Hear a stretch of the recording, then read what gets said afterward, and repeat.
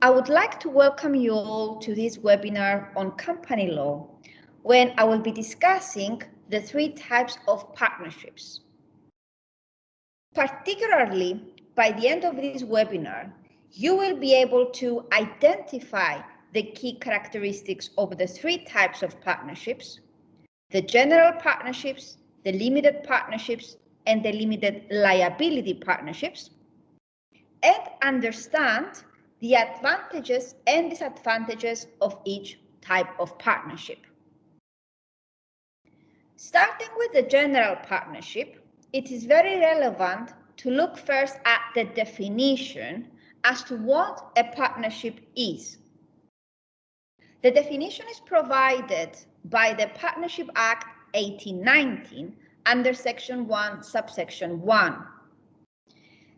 This section says, the relationship which subsists between persons carrying on a business with a view of profit. So it is very important to analyze that definition to understand what a partnership is.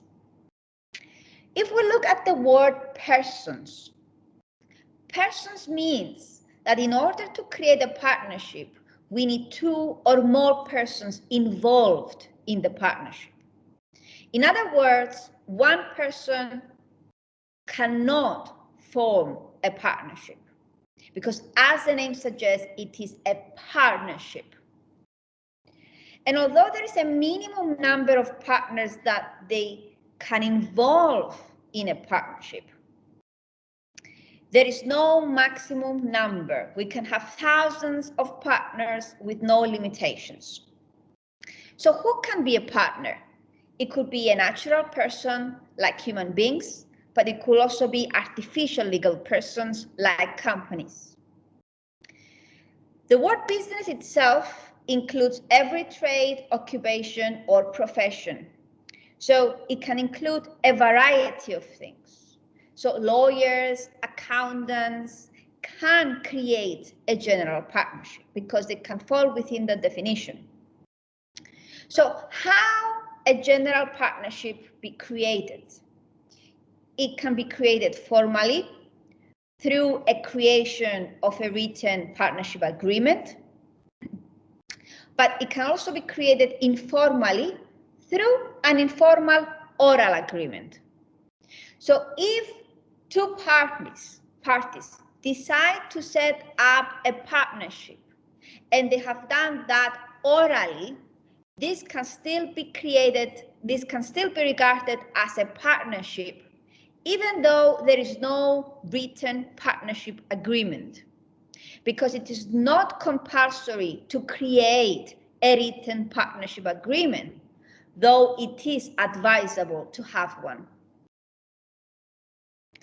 So what are the key characteristics of a general partnership? The first one is that there is no separate legal personality. At this point, it is very, very relevant to explain what a separate legal personality is. A separate legal personality is when a business structure is regarded as a separate legal entity from its participants, like members, like directors, etc. So if something goes wrong, if the business itself fails, when we do have separate legal personality, the creditors to whom the business owes money, the creditors can go after the business only, and they cannot go after the participants of the business itself, because the assets of the business are separated from the assets of the participants. However, when we are talking about general partnerships, there is no such separate legal personality, because the partners themselves with the partnership will be regarded as one entity, because there is no division between the assets of the partners with the division of the assets of the partnership. So in case something goes wrong, in case a partnership fails, the creditor, such as a bank, for example, will go after the partners collectively. Therefore, in case the partnership does not have sufficient assets to recover the debts to their creditors, the creditors will go after the personal assets of the partners themselves. And this is actually a high risk for the partners because they may end up lose everything. The next characteristic, which is linked to the first one, is of course the personal liability of partners. Because if the business fails, all partners will be jointly and severally liable. So there are mutual rights of contribution in that partnership. So in case one partner enters into a contract and unfortunately that contract did not provide any profits to the partnership, but instead it provided losses to the partnership, not only that partner who entered into that contract will be held liable, but also all the other partners who are part of the partnership. So again, you can see here that there is a high risk of a partner of becoming liable for mistakes that he or she has never done.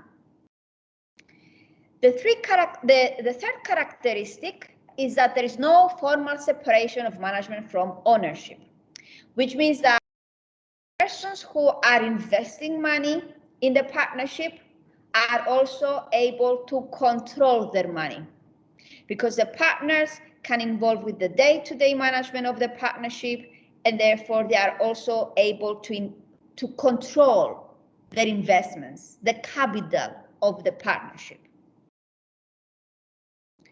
So what are the advantages and disadvantages of setting up a general partnership? If we look at the advantages, the first advantage of setting up a partnership is, of course, the benefit of additional capital and expertise. Because by bringing more partners in the partnership, that means that you bring additional capital and also you bring additional expertise, because each partner has different expertise. Some of them might be lawyers, some of them might be accountants, for example. And they all shared involvement and responsibility of the management of the partnership. So they all have a say in the decision making of the partnership. The partnership is also easy to set up with very few formalities. It is less costly and very easy to run a general partnership in comparison to a company, because it also has less regulation. Okay? They don't have to register the general partnership in the company's register. The general partnership does not have to disclose any financial accounts, and therefore everything is kept entirely private. So privacy is another advantage of setting up a general partnership. Another advantage is what we call tax advantages, because the partners are taxed through their income tax. They are not asked to pay what we call a corporation tax, which in the UK is 20% from the profits of the business. So they're only taxed through their income tax.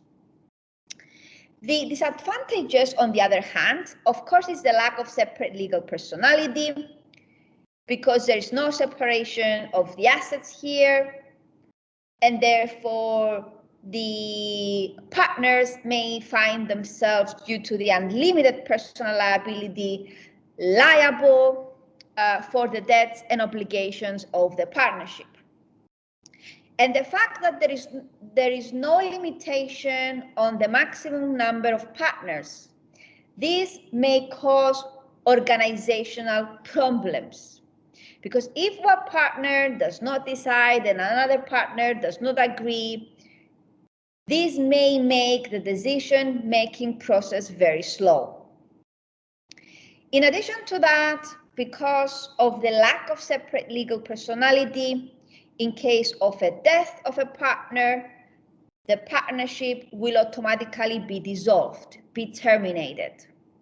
That is the reason why it's advisable when creating a general partnership to create what we call a written partnership agreement and to include a provision in that agreement specifying that in case of a death of a partner, the partnership will not be dissolved. And by doing so, this can protect the partnership, including the partners. So, due to the unlimited personal liability of the partners, in which all of them are jointly and severally liable, it is very important to ensure that those who want to enter into a partnership together, they have mutual confidence and trust between each other. If those two do not exist, then there is a high risk of someone finding himself liable for some mistakes that someone else has done. Because of the unlimited personal liability and because of the lack of separate legal personality, it may still be hard to raise finance because investors, when they're investing their money, they're seeking protection. They want to ensure that their assets will not be lost.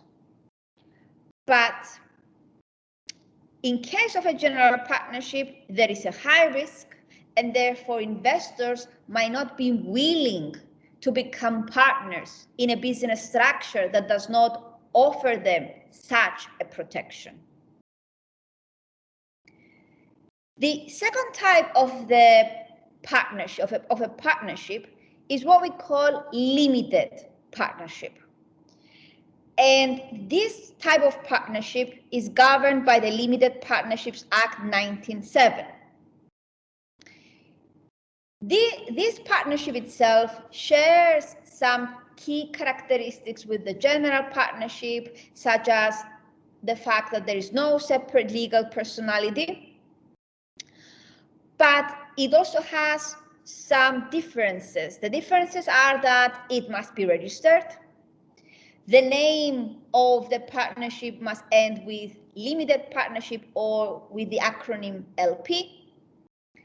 And another key difference in comparison to general partnerships is that we need to have at least one general partner who will have unlimited liability, which means that if the limited partnership fails, it is the general partner who will become personally liable.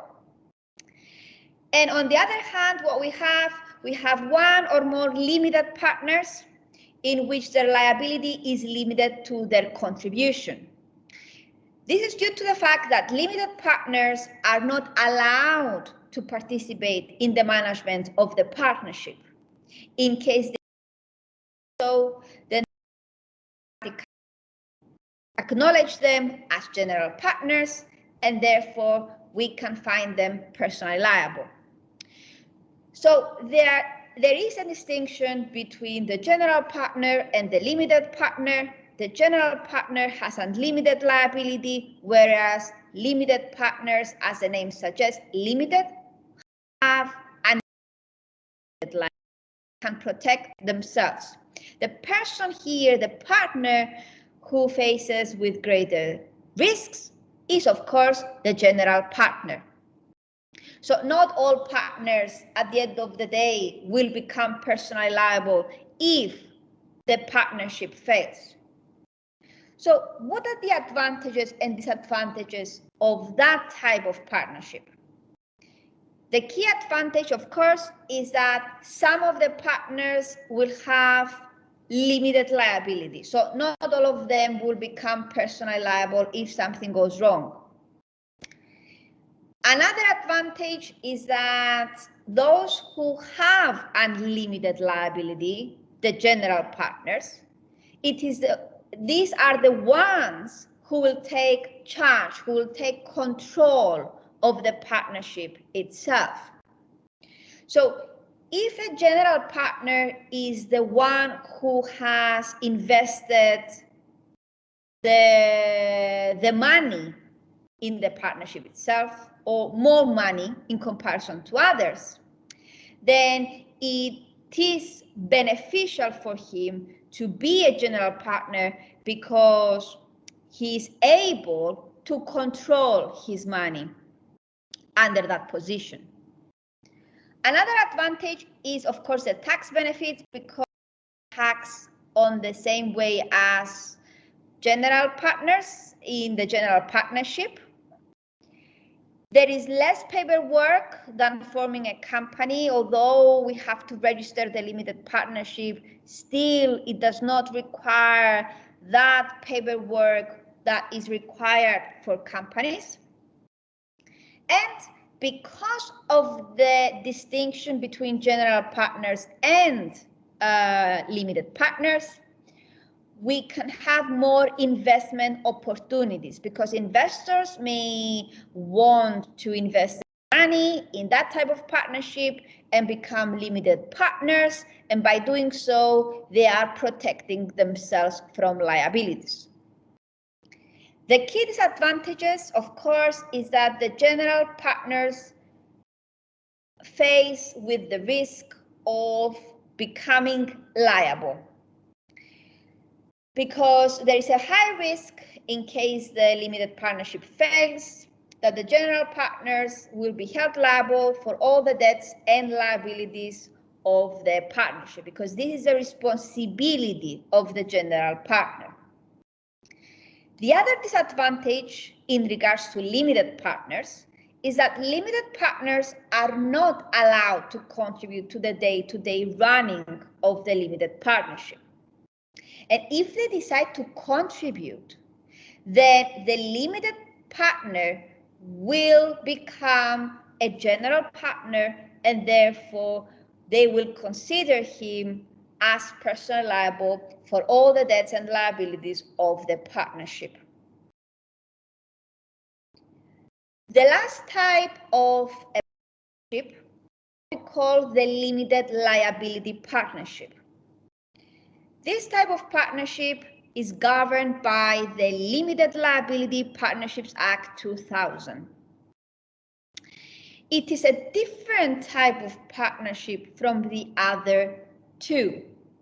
And this is due to the fact that it's closer to the company, to the type of a company. And the reason for that is because that type of partnership has what we call a separate legal personality, because it is a body corporate. And as a result of that, all members can enjoy limited liability. They can protect themselves from becoming liable for any debts or liabilities of the partnership. And because it is a body corporate, it requires, of course, registration. So they need to pass through the registration process. They need a certificate of incorporation because of the fact that it is a body corporate. So the limited liability partnership is like a hybrid between companies and partnerships, because on the one hand, it shares similar characteristics with the company, like the separate legal personality, the limited liability, the registration, including the fact that it is subject to ongoing accounting, filing, and disclosure requirements, including the fact, of course, that at the end of the name, the partnership must end with limited liability partnership or an LLP. But as we will see later on, the limited liability partnership keeps the organizational flexibility of the general partnerships. In regards to the members themselves, again, there is no maximum number, but it is very, very important for a limited liability partnership to have at least 2 designated members. These two designated members have more responsibilities than ordinary members. For example, they have the freedom to appoint an auditor.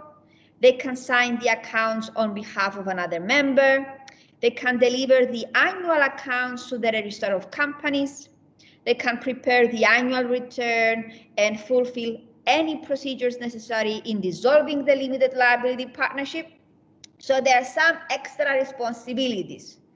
So it is very, very important for that type of partnership to have at least two designated members. So what are the advantages and disadvantages of this type of partnership? First of all, the advantages is that all members enjoy limited liability. So they can protect themselves from any debts, any liabilities that may arise because of any mistakes of the limited liability partnership. As I have already mentioned, the limited liability partnership is a hybrid between a company and a general partnership.